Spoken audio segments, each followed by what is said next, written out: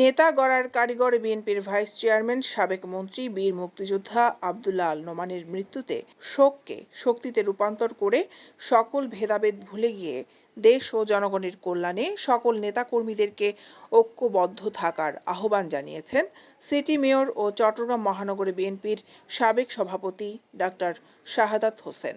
শহীদ president Ziaur রহমানের মৃত্যুর পরে ওই সময় এই বিএনপিকে পুনর্জাগরণ করেছে। এখানে একরামুল করিম সাহেব আছেন, ওনার সহযোদ্ধা ওই সময়কার সেক্রেটারি। আমরা দেখেছি, আমরা 80-র দশকে যারা রাজনীতি শুরু করেছে, হাঁটি হাঁটি পা পা করে কিভাবে একটি দলকে একটি 90-এর স্বৈরাচারের বিরোধী আন্দোলনের পরবর্তীতে একটি ক্ষমতায় যাওয়ার জন্য যিনি ক্যাটালিস্টের ভূমিকা পালন করেছিলেন চট্টগ্রাম। এরপরের ইতিহাস তো আমরা সবাই জানি।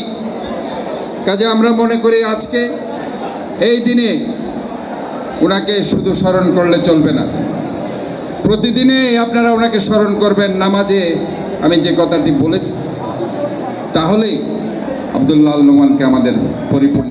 বুধবার নগরী জামিয়াতুল ফালা জামে মসজিদে উন্নয়ন ও মুসল্লি পরিষদের উদ্যোগে বীর মুক্তিযোদ্ধা মরহুম আব্দুল্লাহ আল নোমানের ইজালে সওয়াবের উদ্দেশ্যে দোয়া ও ইফতার মাহফিলের সভাপতির বক্তব্যে এই আহ্বান জানান মেয়র। হয়তোবা যারা আমাদের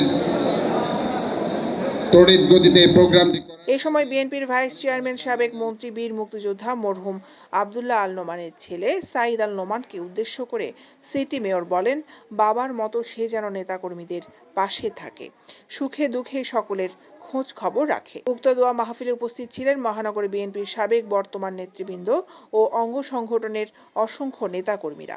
পরে মরহুমের আত্মার শান্তি কামনায় মোনাজাত করা হয়। যারা সহযোগিতায় সাহায্যে আছেন, সময় আসন্ন সকলের নাম যে মহানগর সেজন্য আমি ধন্যবাদ জানাচ্ছি। এবং সম্মানিত সভাপতি জননেতা জনাব ডাক্তার শাহাদাত হোসেন। দৈনিক আজাদী নিউজ ডেস্ক।